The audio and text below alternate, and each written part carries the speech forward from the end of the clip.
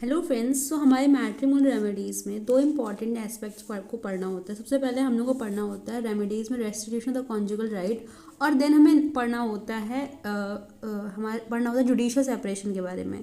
तो matrimonial disputes या matrimonial problems को सॉल्व करने का और उसको शॉर्ट आउट कराने का वैसे तो बहुत तरीका है, डिवोर्स भी हो सकता है, but God always seek for a easier option to reconciliate the matters of marriages in the court. So the first step is of the restitution of conjugal rights, and then is the judicial proceeding, and this is given under section 9 and section 10 of the Hindu Marriage Act.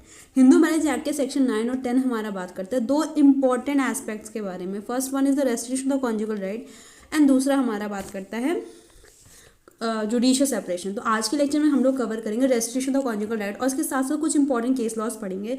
तो आप देख सकते हैं इनके बीच हो गया है dispute. अब इसको सॉल्व कराने के लिए कोर्ट क्या करेगी, या फिर कहेगी आप लोग रेस्टिट्यूशन ऑफ कॉन्जुगल राइट, एक पार्टनर दूसरे स्पाउस से दूर रहने लगा और उसने सारी भी जितनी भी रेमेडी जितनी भी कॉन्जुगल एक्टिविटीज़ थी, like to live together, to share a common home, to consummate the marriages, वो उस एक्टिविटीज़ को करना स्टॉप कर दिया है। Then court can order the spouse who has left the other spouse to come and continue the all the activities of the restitution of the conjugal right.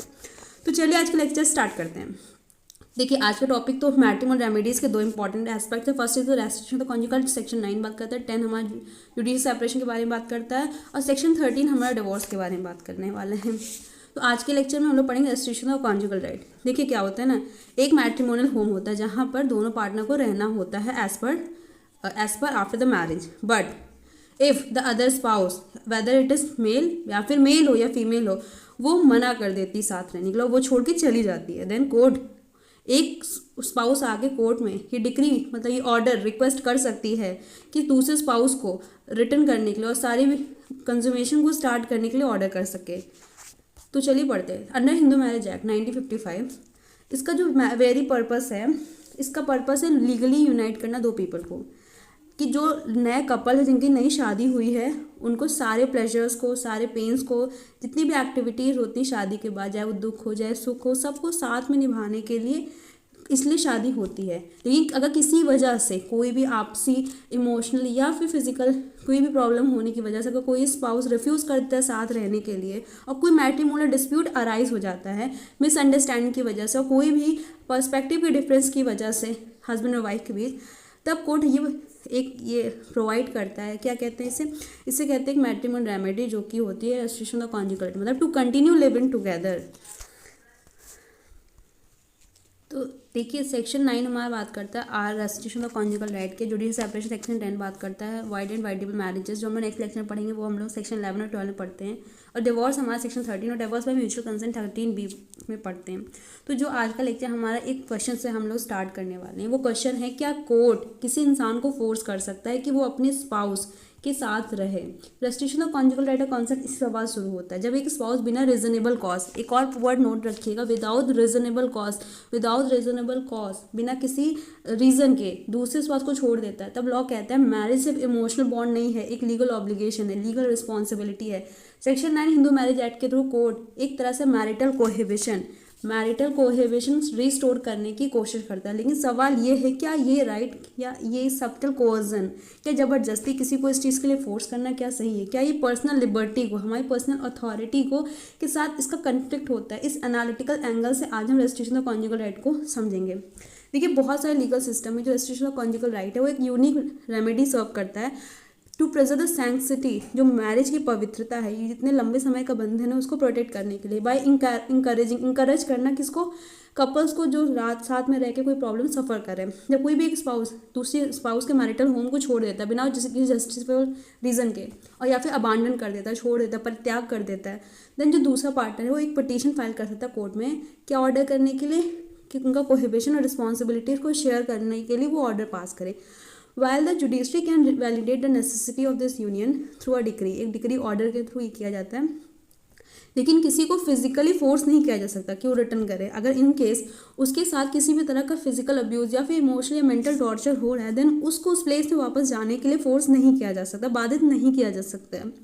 ठीक है, तो उस केस में क्या होता है कि रीज़न ढूंढा जाता है। अगर in case after ordering for several time की वो स्पाउस रिटर्न नहीं होता है, देन डिवोर्स के लिए प्रोसीडिंग्स कंटिन्यू हो सकती है।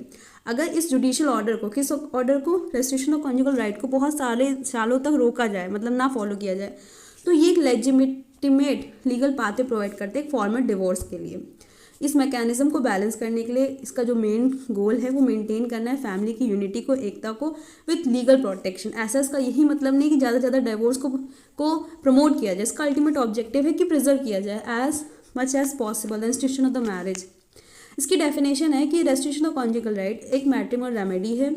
इंटेंट किया जाता है, किस चीज़ को इंटेंट है, to preserve a marriage by legally requiring a spouse to live together, मतलब उनको साथ रहने के लिए अलाउ किया जाता है और साथ रहने के लिए फोर्स किया जाता है। If one spouse withdraws from the society of the order without the reasonable excuse, the aggrieved party, जिसने ये प्रताड़ना झेली है, जिसके साथ ये प्रॉब्लम हुई है, जिसका स्पाउस छोड़ा है, वो एक पिटीशन फाइल कर सकती है कोर्ट को and order the guilty spouse to return to cohabitation. और जो अपराध किया है, जिसने छोड़ के गया है, उसको ऑर्डर कर सकती है कि वो वापस आके कोहिबिशन को स्टार्ट करे।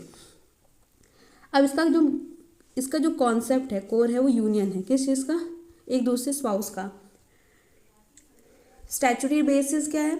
सेक्शन 9 हमारा हिंदू मैरिज एक्ट का। Section 22 of the special marriage act 1954 बात करता है रेस्ट्रिक्शन ऑफ कॉन्जुगल राइट के बारे में। इसका रेमेडी का क्या है? जैसे कि डिवोर्स और जुडिशियल सेपरेशन में विच डिस्टर्ब अ मैरिज, वो मैरिज को ख़त्म कर देता है। रेस्टिट्यूशन एक पॉजिटिव रेमेडी है ताकि उस बंधन को प्रोटेक्ट कर सके।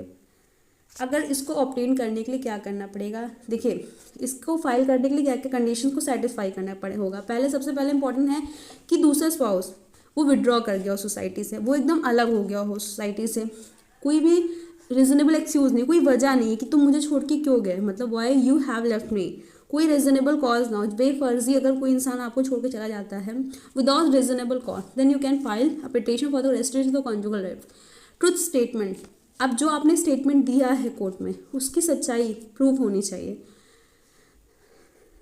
कोई भी लीगल ग्राउंड ना हो कि क्यों वो एप्लीकेशन को रिफ्यूज़ किया जाए। बर्डन ऑफ प्रूफ किस पर राइज किया? जो केस फाइल करेगा, पिटीशन जो डायल करेगा, उसको ये सब चीज़ें प्रूव करनी पड़ेगी। जो बर्डन है प्रूफ करने का, जो भी lies on the person who has withdrawn from the society. तो जैसे कि किसी ने जाके कोर्ट में क्या किया, केस फाइल किया, किस चीज़ के लिए? रेस्ट्रिक्शन ऑफ कॉन्जुगल राइट के लिए। जैसे कि मान लीजिए कि एग्जाम्पल से समझते हैं इसको, जैसे रुकी वेट, मान लीजिए चलिए एग्जाम्पल समझते हैं कि हस्बैंड है और एक वाइफ है जो कि लीगली मैरिड है। वाइफ बिना किसी रीज़न के, रीजनेबल कॉज के, अपना जो मैट्रिमोनियल जिस घर में उसकी शादी होती है तो छोड़कर अलग रहने लगती है। हस्बैंड कोर्ट में जाता है और रेस्ट्रिक्शन ऑफ कॉन्जुगल राइट के लिए पिटीशन फाइल करता है।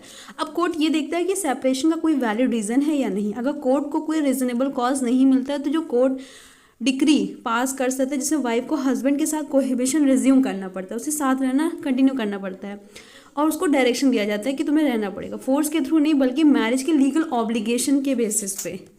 It's not about force, it about the marriage के लीगल ऑब्लिगेशन के बेसिस पे। अब लोग बात करते हैं बर्डन ऑफ प्रूफ के बारे में। बर्डन ऑफ प्रूफ हमारा इनिशियल जो बर्डन होता है, जो इनिशियल फेज में होता है, वो पिटिशनर पर होता है। पिटिशन को ये प्रूव करना होता है कि जो रिस्पॉन्डेंट है वो बिना किसी रीज़न के सोसाइटी से विड्रॉ हुआ है। अब जैसे पिटिशनर ये इस्टेब्लिश कर देता है कि बर्डन शिफ्ट हो जाता है रिस्पॉन्डेंट पे। रिस्पॉन्डेंट जिसे कोर्ट के सामने जस्टिफाई करना होता है कि अलग रहने के पीछे कोई रीजनेबल कॉज था, या फिर जैसे कि सेक्सुअल हरासमेंट या फिर क्रूअल्टी या फिर सेफ्टी कंसर्न, इस वजह से वो छोड़ के गई है, इसको वो प्रूव करना पड़ता है बाद में। देन हमारा आता है ground for refusals and defence. अब क्या होता है इसमें?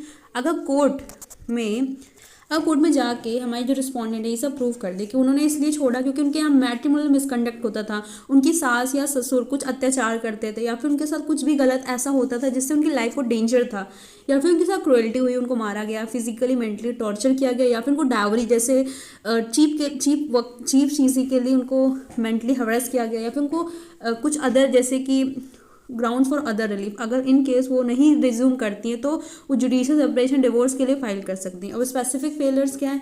अगर हस्बैंड जो भी मैरिटल ऑब्लिगेशंस हैं, लाइक अच्छा खाना प्रोवाइड करना, सारी बेसिक नेसेसिटी को फुलफिल करना, तो वो नहीं कर पाता है, देन भी ये भी ग्राउंड हो सकता है रिफ्यूज़ल का टू रेज्यूम द कोहिबिशन। उनको साथ रहने के लिए मना करने के पीछे ये भी रीजंस हो सकते हैं।